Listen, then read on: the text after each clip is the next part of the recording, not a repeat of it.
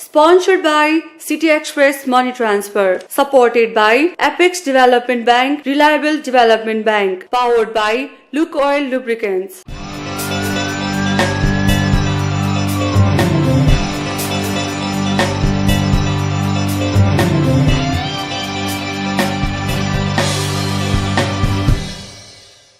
स्वागत छ दर्शकबिन विकास सम्बन्धी दैनिक प्रस्तुति कार्यक्रम डेभलपमेन्ट फोरममा। विकास जनताको अधिकार, विकासमा जनताकै सरोकार कार्यक्रम डेभलपमेन्ट फोरम। विकास सम्बन्धी सबै गतिविधि समेटिने कार्यक्रम डेभलपमेन्ट फोरममा हामी गर्छौं खबरदारी। विकासमा राम्रो काम भयो स्वागत छ, खराब काम भयो हामी गर्छौं उजागर। दर्शकबिन विकासका लागि बहस गर्ने नीति निर्मातालाई व्यावहारिक र परिणाममुखी विकास पथमा झकझकाउने हाम्रो अभियान हो कार्यक्रम डेभलपमेन्ट फोरम। नेपालमा सयौं भाषाभाषी छन्। ती भाषाभाषी संरक्षण र सम्वर्धनको लागि राज्यको पर्याप्त ध्यान जान सकेको छैन। कुनै समय भनिन्थ्यो एक भाषा एक भेष, एक राजा एक देश। जनदबाव, ठूलो द्वन्द र जनआन्दोलनले यसलाई परिवर्तन गर्यो। तर किन भएन भाषामा समानता? किन राज्यले गरेन भाषाभाषीको संरक्षण र सम्वर्धन? नेपालको ठूलो जनसंख्या मधेसी समुदायको छ। मधेसमा 1 दर्जन भन्दा बढी भाषाभाषीका छन्। ती भाषाभाषीकाको इतिहास खोताल्ने हो भने समग्र नेपालको इतिहास भेटिन्छ। पछिल्लो चरणमा मधेसको भाषाभाषीका संरक्षण र सम्वर्धनमा केही प्रयास भएका छन्। मधेसका भाषाभाषीकाको के छ अवस्था अनि कसरी हुँदैछ संरक्षण र सम्वर्धन? हेरौं यो खोजमूलक रिपोर्ट।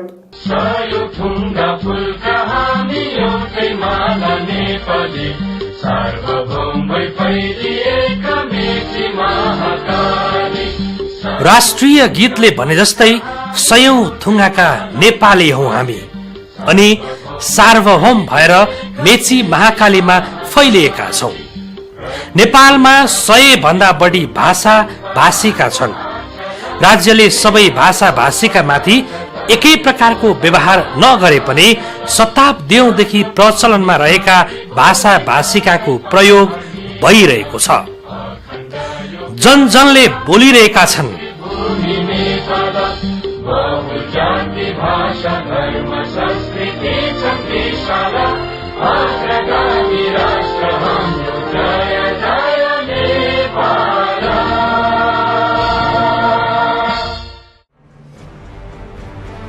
बैसठी 63 को आन्दोलनपछि भाषाभाषीका संरक्षण, सम्वर्धन र उपयोगमा आवाजहरू उठे। केही हदसम्म सम्बोधन पनि भए। नेपालमा नेपाली भाषालाई मात्र राष्ट्रिय भाषाको मान्यता दिने विगतको नीतिले धेरै भाषा समस्यामा थिए।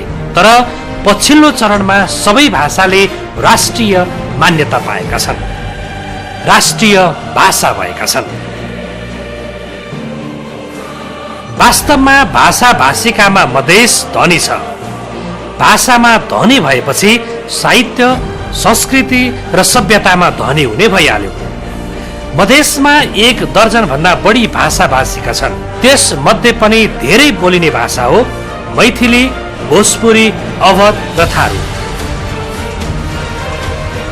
बज्जिका, राजवंशी, सतार, भिमाल, उराव लगायतका भाषा पनि प्रचलनमा छन् मधेसमा। पछिल्लो चरणमा मुस्लिम समुदायले आफ्नो भाषाको रूपमा उर्दू भाषा लेखाउन थालेका छन्। विगतमा मुस्लिम समुदाय जुन क्षेत्रमा रहन्थे त्यही क्षेत्रको भाषा लेखाउने गर्दथे। मधेसमा बोलिने भाषाप्रति राज्यको चरित्रमा सुधार आएको बताउनुहुन्छ नेपाल संगीत तथा नाट्य प्रतिष्ठानका प्राज्ञ रमेश रञ्जन। विगतमा हाम्रो देशमा जुन शासन व्यवस्थाहरू आयो त्यसले गर्दा केही भौगोलिक र क्षेत्रीय उत्पीडनका पर्याप्त घटनाहरू देखिए। त्यसको मारमा भाषा साहित्य पनि पर्यो, खास गरी मधेसको भाषा साहित्य पनि पर्यो। राज्यले त्यसको संरक्षण सम्वर्धन गर्नुपर्नेमा त्यो दायित्व निर्वाह गर्न कन्जुसियाई गरेकै हो। त्यस हिसाबले अहिले जुन कन्टेम्पोरेरी राइटिङ छ, कन्टेम्पोरेरी आर्ट र लिटरेचरको जुन मधेसको अवस्था छ, जुन रूपमा विकसित हुनुपर्ने हो त्यसमा पछाडि परिरहेको छ कि भने हामीलाई भान भइरहेको छ। मधेसमा बोलिने भाषामा लेखिएका पुस्तक र ऐतिहासिक दस्तावेजमा समग्र नेपालको इतिहास भेटिन्छ। पृथ्वीनारायण शाहले नेपाल एकीकरण गरेपछि मधेसमा बोलिने भाषा भाषीका ओझेलमा परेका थिए। ती भाषा भाषीका 2007 सालमा प्रजातन्त्र आएपछि पुनः संरक्षण र सम्वर्धन हुन थाल्यो, तर पञ्चायतकालमा पुनः ओझेलमा पारियो। कसैलाई शोषण गर्नु छ भने, कसैलाई गुलाम बनाउनु छ भने सबभन्दा पहिले उसको भाषाको शोषण गरिहाल, उसको सभ्यताको शोषण गरिहाल। अंग्रेजले पनि भारतमाथि शासन गर्दा त्यस्तै गरेका थिए, राजाले पनि गोर्खालीहरूले पनि नेपालमाथि शासन गर्दा त्यस्तै गरेका थिए। तसर्थ राजनीतिक तवरले हामीले के भन्नुपर्दछ भने युवा पिढीलाई उसको जन्मथलोको बारेमा, उसको सभ्यता संस्कृतिको बारेमा हामी राजनीतिक दलहरूले पनि जगेर्ना गर्नुपर्दछ। हामीले अन्य राज्यसँग अन्य चीज मागे जस्तै हामीले आफ्ना सभ्यता संस्कृतिको बारेमा पनि मान्नुपर्दछ। राजनीतिक दलहरूले ती चाडपर्वको, ती भाषाहरूको, त्यो सभ्यताको, त्यो संस्कृतिको, त्यो आदरवाची यीहरूको पनि संरक्षण गर्न भूमिका निर्वाह गर्नुपर्दछ। 14औं शताब्दीमा विद्यापतिले सिर्जना गरेका सिर्जनाहरू हुन् या अन्य मधेस भाषा भाषिकाको दृष्टिकोणबाट सम्पन्न रहेको प्रमाणित गर्दछ। साहित्य संस्कृतिमा अति सम्पन्न मधेसमा सदियौंदेखि बोलिने भाषा विकासमा पछिल्लो चरणमा संरक्षण र सम्वर्धन हुन थालेको छ। राज्यले पनि त्यसमा ध्यान दिएको छ, तर यो पर्याप्त छैन, अझै पुगेको छैन। जुन रूपमा काम हुनुपर्ने हो भएकै छैन। 46 पछि अलिकति वातावरण बनेको छ। 46 ले अलिकति वातावरण बनायो। अलिकति राज्यले दमनै साहित्य लेखनकै कारणले, हामी नाटक गरेकै कारणले राज्यले दमन गर्छ त्यो मान्यता खारिज भयो। त्यसैले एक प्रकारको मनोबल बढ्यो र आफ्नो भाषा साहित्य संस्कृतिमा केही न केही गर्नुपर्छ भन्ने मनोविज्ञान बन्यो। त्यो झन अत्यन्त मजबुत भएर आयो तपाईको माओवादी मुभमेन्ट पछि, जसले तपाईको भाषा साहित्य संस्कृति क्षेत्र जात जुन उत्पीडनमा राज्यद्वारा उत्पीडनमा पारिएको थियो तिनीहरूभित्र पनि एक प्रकारको आत्मबल आयो, मनोबल आयो र यो आफ्नो परिचय र पहिचानको लागि एक प्रकारको गम्भीरता देखियो र परिचय र पहिचानको मूल कुरो संस्कृति हो, भाषा हो, साहित्य हो। यो भएन भने हाम्रो परिचिति नष्ट हुन्छ, पहिचान नष्ट हुन्छ भन्ने मान्यता मजबुत भएर आयो र त्यसपछि विकास हुँदै आएको भनिन्छ। राजनीतिले समाजलाई डोर्याउँछ। पछिल्लो चरणमा भएको राजनीतिक परिवर्तनले भाषा भाषीका संरक्षणमा योगदान दिएको छ। गोरखापत्रले विभिन्न भाषा भाषिकामा पृष्ठ प्रकाशन गरिरहेको छ। गाउँ गाउँमा पुगेका सञ्चार माध्यमले स्थानीय भाषा प्रयोग गरेर भाषा भाषिकामा योगदान गरिरहेका छन्। पहिला एकात्मक शासन प्रणाली थियो, हामीलाई पढाइन्थ्यो एउटै राजा एउटै देश, एउटै भाषा एउटै भेष। तर पछिल्लो समयमा त्यसमा परिवर्तन आएको छ, मान्छेमा पनि जगेर्न आएको छ। यसमा सबभन्दा बढी धन्यवाद दिनै पर्ने तपाईलाई सञ्चारको विकासलाई दिन सकिन्छ। पहिला टेलिभिजनहरू कमै थिए, छँदै थिएनन्। त्यतिखेर तपाईलाई एक ठाउँ खेलेका ती कुराहरू, एक ठाउँ मनाइएका ती चाडपर्वहरू अथवा मेलाहरू, त्यसका बारेमा अन्य कतै खबर नहुन पनि सक्थ्यो। तर लोकतन्त्रपछि सञ्चारमा आएको फर्कोले, सञ्चारमा आएको विकासले अब ती सभ्यता संस्कृतिहरूको विकास हुन थालेको छ, त्यो भाषाहरूको पनि विकास हुन थालेको छ। यसमा राज्यलाई भन्दा पनि हामीले सबभन्दा ठूलो श्रेय सञ्चार जगतलाई दिनुपर्दछ। नेपाललाई संघीय लोकतान्त्रिक गणतन्त्रात्मक मुलुक घोषणा गरिएको छ। अहिले राजनीतिक दलहरू बीच संघीयताको विषयमा बहस छ। संघीयतामा गएपछि भाषाको संरक्षणमा पनि झन बढी काम हुने अपेक्षा संसदको अन्तर्राष्ट्रिय सम्बन्ध तथा श्रम समितिका अध्यक्ष प्रभु शाहको छ। आउने समयमा संघीयता राज्य संरचना संघीय बन्यो भने यसले निश्चित रूपमा ठाउँ पाउँछ। मिडियाहरूले पनि यस्ता विभिन्न भाषा संस्कृतिहरूको समावेशी बनाउनेतिरमा पनि अग्रसरता लिएको देखिन्छ, तर पुगेको छैन। यता पुग्यो भने मेरो विचारमा यसले अहिलेको मागलाई सम्बोधन गर्छ भन्ने लाग्छ। पछिल्लो चरणमा मधेसको भाषा भाषीका संरक्षण र सम्वर्धनमा राजनीतिक, सामाजिक, साहित्यिक क्षेत्रका व्यक्तिहरूले ध्यान दिन थालेका छन्। राजनीतिकर्मी आफै पनि साहित्य र संगीतको क्षेत्रमा लागि परेका छन्। यसै मध्येका एक हुनुहुन्छ अध्यक्ष शाह। शाहकै पहलमा 3 वटा गीती क्यासेट सार्वजनिक भइसकेको छ। शाहको परिकल्पना र निर्माणमा अबका सुत अर्थात् अब कति सुत्ने, मोहर मारिह भोट हालौ र मधेसके माटी मधेसको माटो गीती एल्बम सार्वजनिक भइसकेका छन्। शनिबार मात्र मधेसके माटी गीती एल्बम सार्वजनिक गर्नुभएका शाहले गीत सङ्गीत मनोरञ्जनको साधन मात्र नभई समाज विकासको माध्यम हुने दावी गर्नुभयो। एउटा साधन हो, त्यसले समाज परिवर्तनमा उपयोगी बनाउनुपर्छ। अहिले विकृत गर्ने समाजले जसरी सांस्कृतिक क्षेत्रमा समाज विकृतितिर लाने एउटा छ, त्यसलाई स्वस्थ बनाएर उत्प्रेरित गर्ने, रमाइलो पनि गर्ने। किनकि परिभाषा थियो नि, गीत सङ्गीत आयो भने अब एकछिन रमाइलो दुनियाँमा लान्छौँ भने आजकल उधेलन पनि भन्छन्। गीतले एउटा उधेलन पैदा गर्ने, एउटा दिशा दिने, एउटा शिक्षा दिने, एउटा आँखा खोल्ने पनि मान्छन् मान्छेले। मधेसमा राजनीतिक नेतादेखि सबै क्षेत्रबाट भइरहेको यो प्रयासले समाज विकासमा सकारात्मक योगदान दिने निश्चित छ। मधेसको अथाह साहित्य र संस्कृतिलाई मूलधारमा ल्याउनेछ। मधेस मात्र होइन, देशका सबै भाषा भाषिकाको संरक्षण र सम्वर्धन आवश्यक छ। अनि मात्र साँच्चीकै सार्थक हुनेछ हाम्रो राष्ट्रिय गीत।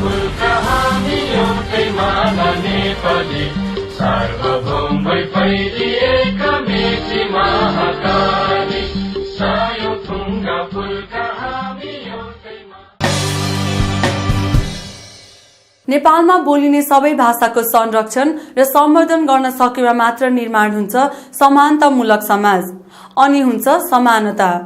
भाषा भाषिकाको संरक्षणले राज्य निर्माणमा बल पुग्छ, यसमा कसैको विमति छैन। मधेसका भाषा भाषिकाको संरक्षण र सम्वर्धन हुनुपर्छ, राज्यले त्यसतर्फ ध्यान दिनुपर्छ। मधेसी समुदायले पनि आफ्नो भाषा साँच्चीकै संरक्षण र सम्वर्धन भयो भन्ने अनुभूति गर्न पाउनुपर्छ। त्यसअघि छोटो यो व्यापारिक विश्राम। जन जनका समस्या हाम्रा मुद्दा, घर घरका सरोकार हाम्रा विषय, टोल टोल र बस्ती बस्तीका सवाल हाम्रा प्राथमिकता, अर्थतन्त्र पूर्वाधार र विकासका लागि एउटा फरक मञ्च। कार्यक्रम development forum, Sponsored by City Express Money Transfer, supported by Apex Development Bank, Reliable Development Bank, powered by Luke Oil Lubricants. युरोपका विभिन्न सहर, USA, क्यानाडा, अस्ट्रेलिया, जापान, दोहा, दुबई, बैंकक लगायत नेपालका विभिन्न स्थानको सस्तो हवाई टिकटिङ र विभिन्न टुर प्याकेजको लागि सधैँ सम्झनुहोस् speedy travel. Tour packaging, rafting, paragliding, bungee jumping, hotel booking, bus train ticketing, vehicle hiring र स्टुडेन्टहरूको लागि विशेष टुर प्याकेजको व्यवस्था पनि हामीले गर्दै आएका छौँ। ट्राभलिङ क्षेत्रको विश्वासिलो नाम स्पिडी ट्राभल, भगवान बहाल ठमेल। फोन नम्बर 0144222710, 0144179228, www.speedynepal.com मा क्लिक गर्नुहोला। लामो र छोटो दूरीको तपाईँको सहचारी, तपाईँको सुरक्षित यात्रा हाम्रो जिम्मेवारी। Speedy travel.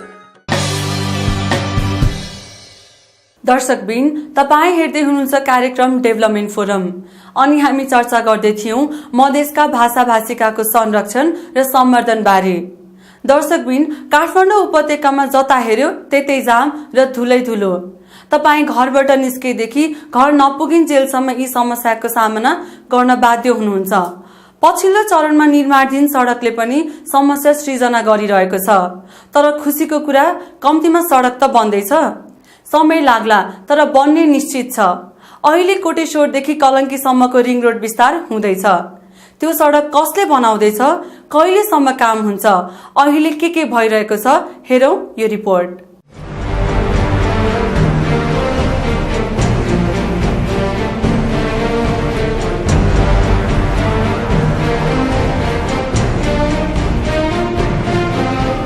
देशको राजधानी काठमाडौँमा मान्छे र सवारीको चाप बढ्दो छ, तर मान्छे र सवारीको चाप अनुसारको सडक नहुँदा राजधानीको ट्राफिक व्यवस्था अति नै अस्तव्यस्त हुने गरेको छ। छोटो दूरी पार गर्न पनि जामका कारण लामो समय खर्चिनु पर्छ। सडक चौडा नहुँदा कतिपय ठाउँमा एक लेनले नै 2 वा सो भन्दा बढी लेनको काम गर्नुपर्ने बाध्यता रहेको छ। विगतमा दीर्घकालीन योजना नसोचिँदा अहिले यो समस्या सिर्जना भएको हो।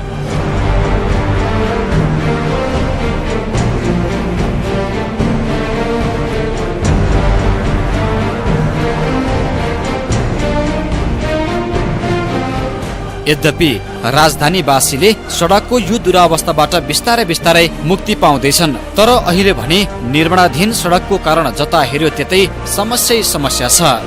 नेपाल सरकारले सडक विस्तार र मर्मतमा जुन अनुपातमा काम गर्नुपर्ने हो त्यो नगरेपछि विभिन्न दात्री निकायले सडक निर्माण गरिदिएका छन्। राजधानीको 119 किलोमिटर सडक अहिले पुनर्निर्माणको अवस्थामा रहेको छ। अघिल्लो आर्थिक वर्षमा 68 किलोमिटर सडकको स्तर उन्नति गरिएकोमा यो वर्ष 50 किलोमिटर सडकको स्तर उन्नति गरिँदैछ। काठमाडौँ उपत्यकामा अहिले हाम्रो चाहिँ जम्मा हामीले हातमा लिएको सडकहरू चाहिँ 119 किलोमिटर हो र यो 119 किलोमिटर मध्ये चाहिँ गत आर्थिक वर्षसम्म 68 किलोमिटर सकिएको छ र यो हिसाबले करिब 50 किलोमिटर चाहिँ सडकहरू चाहिँ हामीले यो वर्ष सम्पन्न गर्नुपर्ने हुन्छ। भक्तपुरदेखि तिनकुनेसम्मको सडक जापानको सहयोगमा निर्माण भएसँगै राजधानीको सडकले केही मुहार फेरेको थियो। त्यसयता नेपाल सरकारले पनि विभिन्न स्थानमा सडक विस्तार गरेर सडकको मुहार फेरेको थियो। यस्तै राजधानीको सडकमा अर्को चमक थपिदिँदैछ छिमेकी मुलुक चीनले। राजधानीको प्रमुख सडक रिङ रोडको अन्तर्राष्ट्रिय स्तर उन्नति चीनले गरिदिँदैछ। 2 चरणमा गर्न लागिएको सडकको स्तर उन्नतिमा पहिलो चरणमा कोटेश्वरदेखि कलंकीसम्मको 10 किलोमिटर सडकलाई 8 लेनको बनाइदैछ। अहिले सडकको निर्माण कार्य तीव्र गतिमा भइरहेको छ। सडक विभागसँग नेपालको कानून अनुसार समन्वय गर्दै चीन सरकारले चिनिया कम्पनी मार्फत नै सडक निर्माण गरिरहेको छ। चाहिँ सोझै चाइनिज गभर्मेन्टले आफैले चाहिँ परामर्शदाता आफैले पठाएको छ, भनेपछि टेक्निकल टिम, अनि कन्ट्र्याक्टर पनि आफै पठाएको छ। भन्नुभयो त जम्मै Chinese technical team, Chinese contractor उहाँले सोझै गर्नु भएको छ। त्यसमा चाहिँ हाम्रो सडक विभागबाट चाहिँ हाम्रो चाहिँ एउटा काउन्टर पार्ट अफिस चाहिँ राखिएको छ। विशेष गरेर ललितपुर डिभिजन र काठमाडौँ डिभिजनले चाहिँ आफ्नो पार्ट हेर्नुहुन्छ। त्यहाँ सम्बन्धित डी साहबहरू चाहिँ त्यसको चाहिँ हाम्रो नेपाल पक्षको काउन्टर पार्ट हुनुहुन्छ र उहाँहरूले चाहिँ युटिलिटी रिलोकेसन अनि त्यसपछि ढुङ्गा गिटी बालुवादेखि लिएर अनि जे समस्या आउँछ तिनीहरूको निराकरण गरिदिने गर्नुभएको छ। सन् 2013 को जुनमा सडक निर्माणको सम्झौता भएको हो। 40 महिनामा काम सक्ने गरी भएको सम्झौताको कुल लागत 5 अरबको रहेको छ। त्यसमा विद्युत, खानेपानी, टेलिकम लगायतका तार पाइपहरू सार्ने काम नेपाल सरकारको रहेको छ। ती सम्पूर्ण कुराको व्यवस्थापनका लागि नेपाल सरकारको तर्फबाट 55 करोड बजेट विनियोजन भएको छ, तर सोचे अनुरूप काम भइरहेको छैन। अझै समस्या समाधान भएको छैन। अझै पौष मसान्तको चाहिँ डेडलाइन हो। यो चाहिँ हाम्रो नेपाल सरकार र चाहिँ उद्योग यो क्रसर व्यवसाय बीचको चाहिँ सम्झौता भएको चाहिँ यो पौष मसान्तसम्मलाई हो। पौष मसान्तसम्म उहाँले सार्नुपर्ने स्थानान्तरण गर्नुपर्ने कुराहरू अझै गर्नु भएको छैन। अब अझै फेरि चाहिँ एकताली चाहिँ सरकार र उहाँहरूको बिचमा फेरि वार्ता होला। कोटेश्वरदेखि कलंकीसम्मको रिङ रोडमा 4 वटा पुल रहेका छन्। ती पुलमा थप पुलको निर्माण कार्य पनि तीव्र गतिमा भइरहेको छ। ती पुल पनि रिङ रोडको स्तर उन्नति आयोजना अन्तर्गत नै चीन सरकारले बनाइदिन लागेको हो। तर जुन रफ्तारमा चिनिया कम्पनीले निर्माणको काम गरिरहेको छ त्यसरी नै नेपाल सरकारले साथ दिन सकिरहेको छैन, जसका कारण पनि सम्झौता अनुसार काम सम्पन्न हुन केही थप समय लाग्ने देखिन्छ। यसमा प्रमुख कारण मेलम्ची खानेपानी आयोजना रहेको छ। अहिले चाहिँ फेरि यो मेलम्ची आयोजनाको खानेपानी पाइपलाइन अथवा डिस्ट्रिब्युसन लाइन चाहिँ उहाँहरूले इमिडिएट गाड्ने प्रोग्राम रहेछ। अनि त्यो प्रोग्रामसित म्याच गर्दाखेरि चाहिँ अथवा समन्वय गर्दा भनौँ न, समन्वय गर्दा हामीले केही ठाउँमा हामीले काम गरिराखेको ठाउँमा पनि उहाँहरूलाई हामीले पिच गरिसकेपछि खन्नु नपर्ने अवस्था सिर्जना होस् भनेर हामीले आफ्नो काम रोकेर उहाँहरूलाई साइटहरू ह्यान्डओभर गरेका छौँ। जस्तै एउटा चाहिँ सिनामङ्गलदेखि बागबजार खण्डमा उहाँहरूले पाइपलाइन बिछाइरहनु भएको छ। त्यो चाहिँ पहिला सडक हामी अलि अगाडि नै गइसकेका हुन्थ्यौँ। अहिलेको हिलोको अवस्था चाहिँ हामी पार पाइसकेका हुन्थ्यौँ। तर त्यहाँ चाहिँ के भयो भने अब पिच बनाइसकेर खन्नुभन्दा बरु अहिले नै बरु 1 महिना 2 महिना ढिला होस्, उहाँहरूले चाहिँ त्यो काम गरिदिएर पाइपलाइन बिछाइदिएर अनि हामीले पिच गऱ्यौँ भने दिगो होला भन्ने हिसाबले हामीले उहाँलाई कोअर्डिनेट गरेर उहाँलाई बुझायौँ। त्यसै गरी लैनचोरदेखि 12 खण्ड अर्को भइरहेछ, त्यसमा पनि उहाँहरूलाई खन्नुस् भनेर उहाँहरूलाई ह्यान्डओभर गरेका छौँ। अन्तर्राष्ट्रिय स्तरको बाटो बन्न लागेपछि सडक प्रयोगकर्ताहरूमा पनि उत्साह छाएको छ। कहिले काम सकिन्छ र नयाँ बाटोमा सवारी गुडाउला भन्ने व्यग्र प्रतीक्षामा सबै रहेका छन्। सरकारका कारण काममा ढिलाइ भएको भन्दै सर्वसाधारण आक्रोशित समेत बनेका छन्। नेपालका तर्फबाट गर्नुपर्ने सबै काम छिट्टै सक्न सर्वसाधारणहरूले माग समेत गरेका छन्। एउटा छिमेकी राष्ट्रले बनाइदिएको राम्रो कुरा हो हैन। हाम्रो नेपाल सरकारको कारणले गर्दा अहिले चाहिँ अलि ढिला सुस्ती भएको जस्तो लाग्छ, किनकि तारहरू पोलहरू अनि ढलहरू नेपाल सरकारले हटाउनु पर्ने अहिलेसम्म हटाएको छैन। विद्युतको पोलहरू त्यस्तै जताततै छरिएको छ, अनि पानीको पाइपलाइनहरू त्यस्तै छ। उहाँहरूलाई नै बाधक हाम्रै नेपाल सरकार भएको जस्तो लाग्छ हामीलाई चाहिँ। यिनीहरूले त अलिकति के कुरा नमिले अहिले 2-3 महिना अगाडि चाहिँ नै यिनीहरूले काम रोकिदिएको थियो, नत्र अहिलेसम्म त लगभग यिनीहरूले यो पुल यो बालकुमारी पुल बनिसक्नु पर्ने थियो।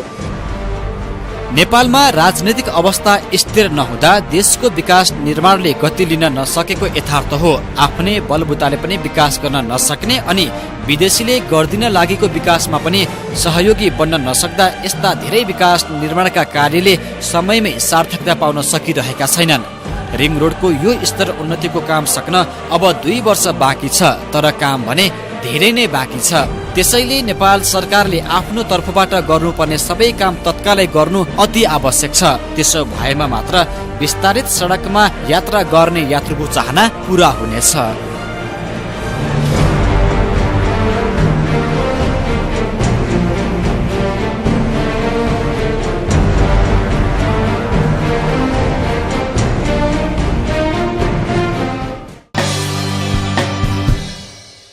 हजुर दर्शकबिन, सडक विस्तारमा भएको ढिलाइले सर्वसाधारण आक्रोशित छन्।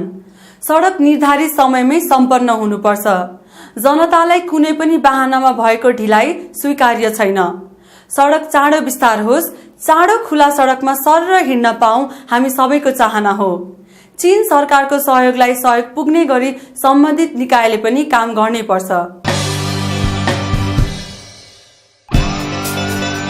कुरा कामका, परिवर्तन, सुधार र उन्नतिका। सवाल अर्थतन्त्र, पूर्वाधार र विकासका, सम्पूर्ण सामाजिक तबकाका। बहस हर विषय, सन्दर्भ र प्रसङ्गका। कार्यक्रम development forum. Sponsored by City Express Money Transfer, supported by Apex Development Bank, Reliable Development Bank, powered by Luke Oil Lubricants. युरोपका विभिन्न सहर, USA, क्यानाडा, अस्ट्रेलिया, जापान, दोहा, दुबई, बैंकक लगायत नेपालका विभिन्न स्थानको सस्तो हवाई टिकटिङ र विभिन्न टुर प्याकेजको लागि सधैँ सम्झिनुहोस् speedy travel. Tour packaging, rafting, paragliding, bungee jumping, hotel booking, bus train ticketing, vehicle hiring र स्टुडेन्टहरूको लागि विशेष टुर प्याकेजको व्यवस्था पनि हामीले गर्दै आएका छौँ। ट्राभलिङ क्षेत्रको विश्वासिलो नाम स्पिडी ट्राभल, भगवान बहाल ठमेर। फोन नम्बर 0144227110, 0144179228, www.speedynepal.com मा क्लिक गर्नुहोला। लामो र छोटो दूरीको तपाईँको सहचारी, तपाईँको सुरक्षित यात्रा हाम्रो जिम्मेवारी स्पिडी ट्राभल। दर्शकबिन, कार्यक्रम डेभलपमेन्ट फोरम तपाईहरूको आफ्नै टेलिभिजन कार्यक्रम हो।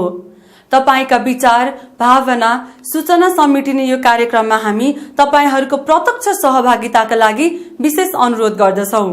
तपाईहरूको प्रत्यक्ष सहभागिताले तपाईं हामीले भोगिरहेका समस्या र देखिरहेका राम्रा काम जनसमक्ष ल्याएर खबरदारी गर्न सहयोग पुग्ने विश्वास लिएका छौं।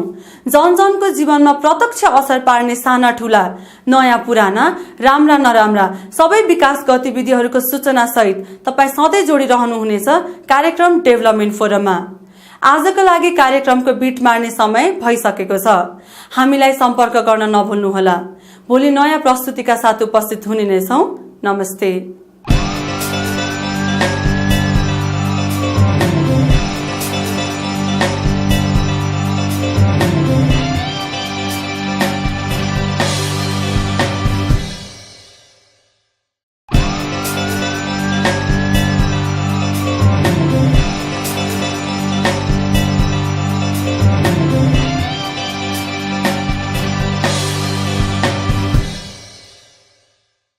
Sponsored by City Express Money Transfer. Supported by Apex Development Bank, Reliable Development Bank. Powered by Luke Oil Lubricants.